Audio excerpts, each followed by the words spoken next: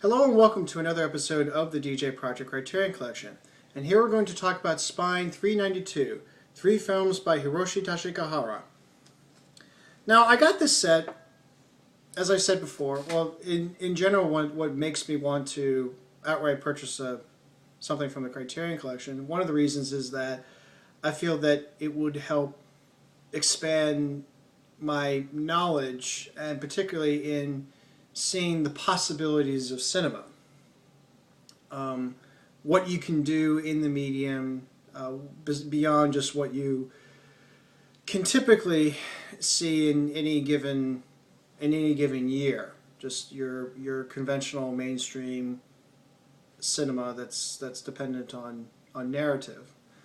So I'm always open to possibilities, which includes anything experimental or avant-garde.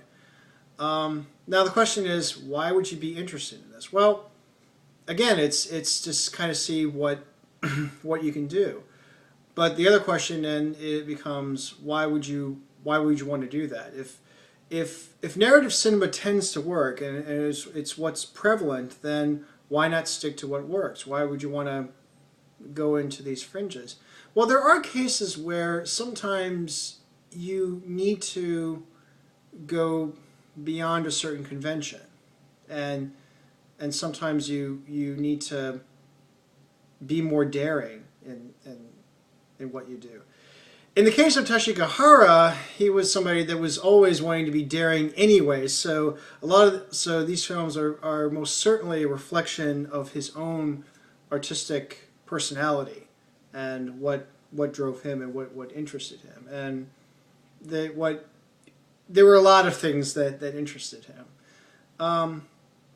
As far as the set itself, now this is not to say that there is an implied constructed trilogy. Teshigahara did not intend to make this a trilogy. But that being said, given that it's the same director, and given that, and also given that there are some consistent collaborators, the big one being Kobo Abe, the famous Japanese novelist, and whose works provided the basis of each of these 3 films. Among other collaborators, there's going to be some. This is actually a case where there's a lot more. While they're certainly distinct films that stand on their own, they also have more in common than what they might appear to be. So we'll get into a little bit of that.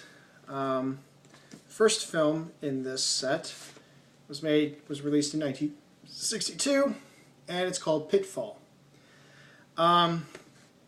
Teshigahara himself described it as a documentary fantasy, and there's other elements that you can find in it too. And by the way, I thank James Quant's video essays for each of the films for helping to provide a lot of context and ideas, and developing a deeper appreciation for the films. But at any rate, But calling it a documentary fantasy, the 2 big things you're going to get from it is a film that is socially relevant and deals with relevant social themes. In this case, it has to do with land mining and perhaps a bit of a response to the pact that was signed between the United States and Japan. So there's that, but then there's also elements of the surreal and the fantasy. Basically, what this is, it's a ghost story. Is kind of what this is. It starts with this unemployed miner who gets this tip off for a job, and it takes him to this ghost town. But while he's there, he is killed by, we don't know who he is, but he's referred to as just the assassin, or the man in white, or the man with white gloves. But he kills him, and then he emerges as a ghost, and he feels that he must know what happened, and he must unravel the mystery. Another ghost that shows up in it, shows up there. He says like, "Oh, I wouldn't do that. It's just going to make it worse for yourself. just stop while you're ahead." And what he does end up finding, and obviously there's still he still doesn't come any closer to understanding what's going on. But the first layer he's able to find out is that he actually resembles a union leader, and perhaps the intent was to kill him, to set it up, and this is part of a labor union dispute. There's been a kind of schism within this labor union, and again with landminers, and the assumption is that this is part of a plan to kind of implicate him, or to implicate somebody else in murder. So there's a bit of political intrigue and such. It's the kind of first film where, and this again comes from James Quant's video essay, that has a lot of ideas, but they don't really sit well with each other. But it's fascinating to see the energy played out, and it's always fascinating to see what, again, it's all about possibilities and experimentation in the true sense of the word, of let's just try this, or I think I know what I want to do, let's just try this, and if it works, then it's going to continue on in some other manner. If it doesn't work, then at least you know that doesn't work. So I don't consider any of these to be disappointments. I may like some experimentations more than others, but I think it's safe to say. I don't want to say all the time, but I think hardly. I don't find an experiment that was completely wasted, because again, no experiment is a failure as long as you're able to obtain data. So that's okay. So that's Pitfall in a nutshell. I want to talk more about the similarities than the distinctions, so that's why I'm kind of briefly going over each of the films to kind of give you an idea of what they all are. Then the second film, and this is the film that he is best known for, is Woman in the Dunes, released in 1964. This was both nominated for Best Foreign Film and Best Director. So, but anyways, Woman in the Dunes is is about a teacher who's also an amateur entomologist who goes to the seaside. He lives in Tokyo, but he goes to the seaside to collect bugs, and he misses his bus, and so he has to stay for the night. And the villagers there said, "Oh, I know a place where you can stay." So he is lowered into this house in the midst of this sand pit, and he lives with a widow who lives in this house. And he finds out that what she does is she shovels sand out for the villagers. And he learns very, very quickly that they duped him into that house so that he could work with her to shovel sand. And so So at first what happens is that he tries to find all kinds of ways to get out, to escape the place, and then eventually get back home. But he's always thwarted. And at the very end, for a combination of things, he kind of accepts where he's at. There's a moment where he's finally free, but but paradoxically he decides to remain because he is finally free. So you can imagine what, okay, it's those kinds of films where it's whatever story remains, whatever story is there in each of these films, and then of course the images that are used to convey all of it is there to evoke particular ideas and to make comments and ponderings and all these things that were very important to Kobo Abe, to Teshigahara, and so on. So, but anyways, so it's a very it's a really good film. I of the three, that's actually my favorite. And then the third film is The Face of Another, directed in 1966, and the story there is a man suffered a industrial accident that disfigured his face, and he is, and of course he feels very alienated by this because he has to constantly wear bandages on him, and he feels disconnected from everyone around him, and his psychiatrist, who also fancies himself as a kind of plastic surgeon. This is getting sort of into mad scientist realm. Yes, it makes me think of Eyes Without a Face in this one, except that it's much more philosophical and much more dense in its and much more dense in its themes than compared to Eyes Without a Face. Eyes Without a Face is pretty much a straightforward horror story. With not a whole lot of depth. It doesn't make it bad. It just makes it. It's just different.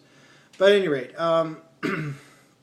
so his doctor decides, well, what if I can make you a mask of someone completely different, and this is probably the most philosophical, or certainly the most overtly philosophical, where there would be these conversations between them that go into issues of identity and what's the heart of morality and all these various issues, and so it comes off as a very philosophical film.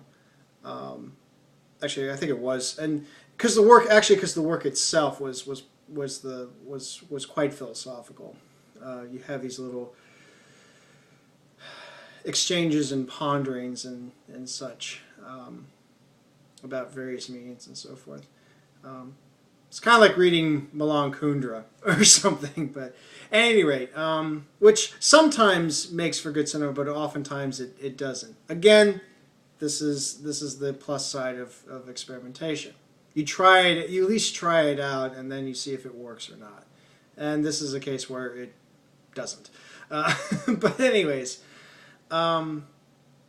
So he has this mess, and he kind of likes what it does. And one of the reasons why he wants to do this is he wants to be able to seduce his own wife with it, and kind of sort of play with her a little bit, test her expectations, test her fidelity, and such. And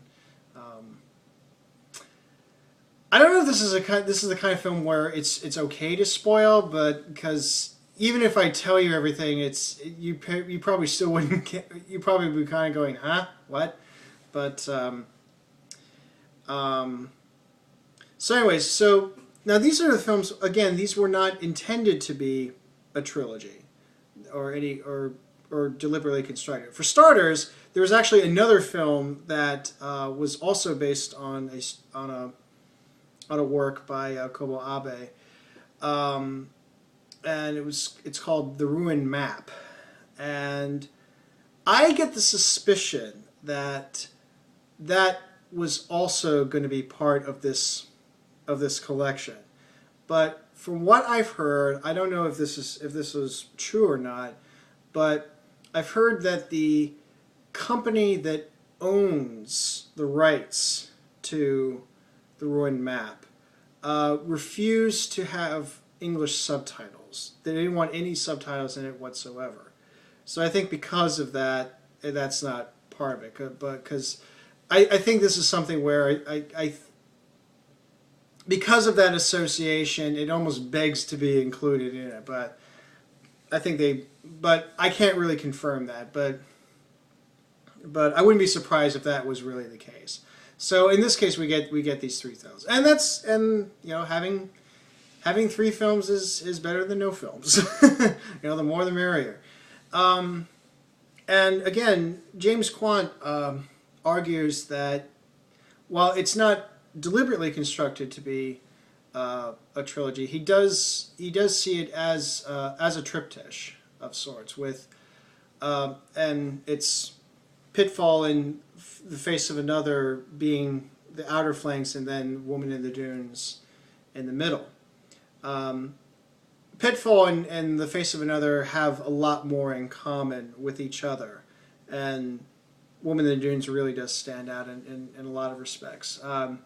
For instance, there's the notion of doubling, and the nature of identity is common to both films.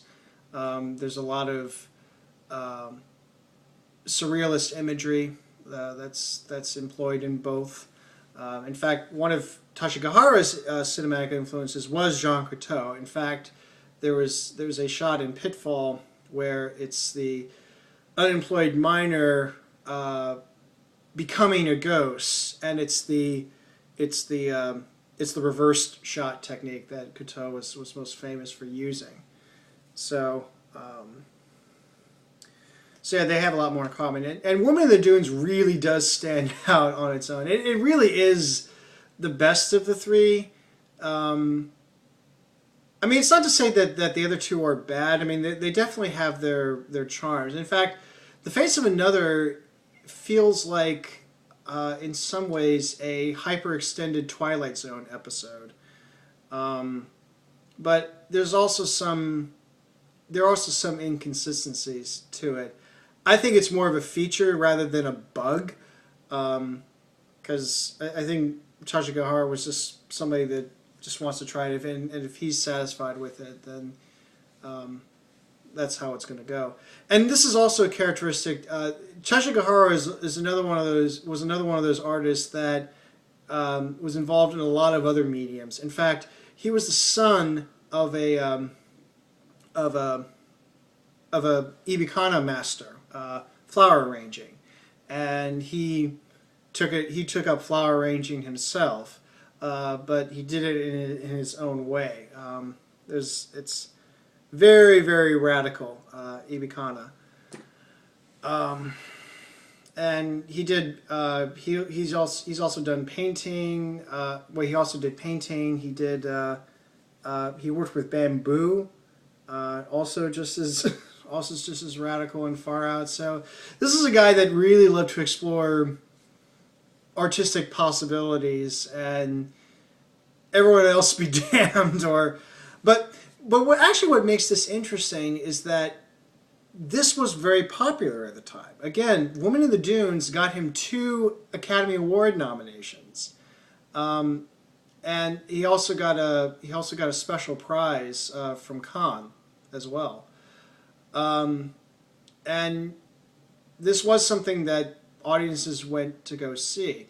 In fact, Teshigahara was a part of a generation of filmmakers that came about in the 60s that were radical. They were of the political left.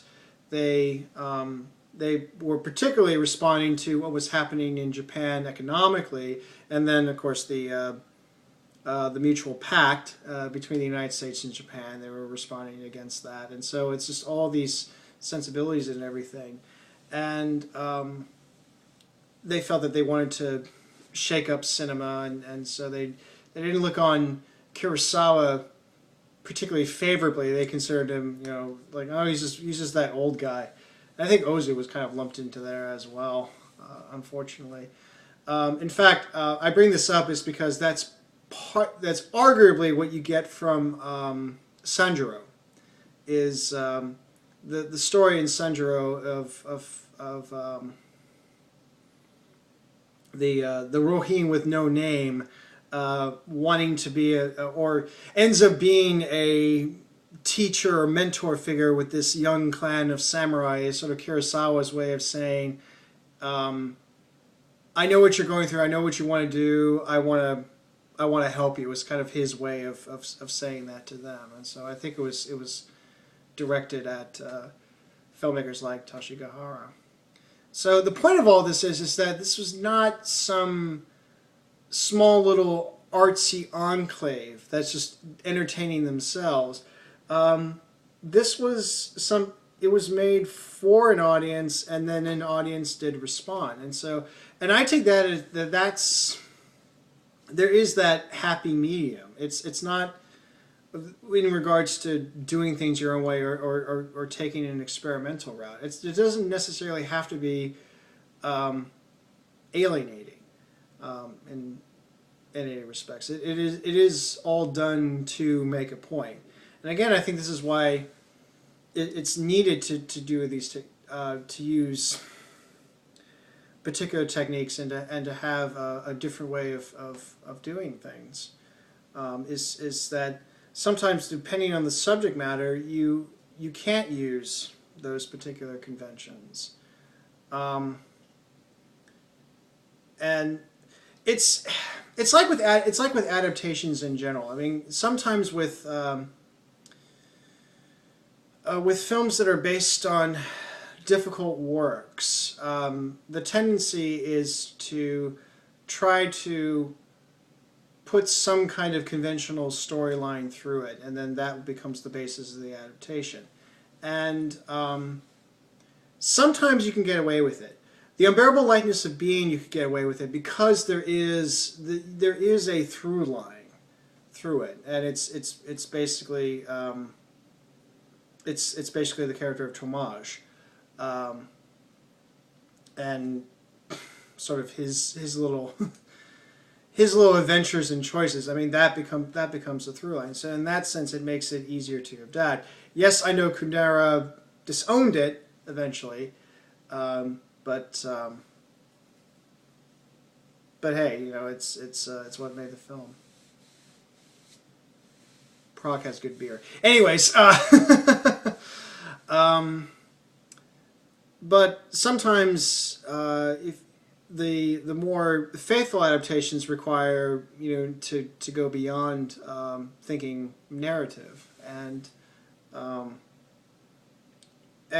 Teshigahara really I mean, he and Abe were almost artistic soulmates in a way, or they found they admired each other, and certainly Teshigahara admired Abe and wanted to do justice to his works, and they had a similar mindset. They had similar concerns, and for instance, the dichotomy between the individual and the community, the nature of self and identity,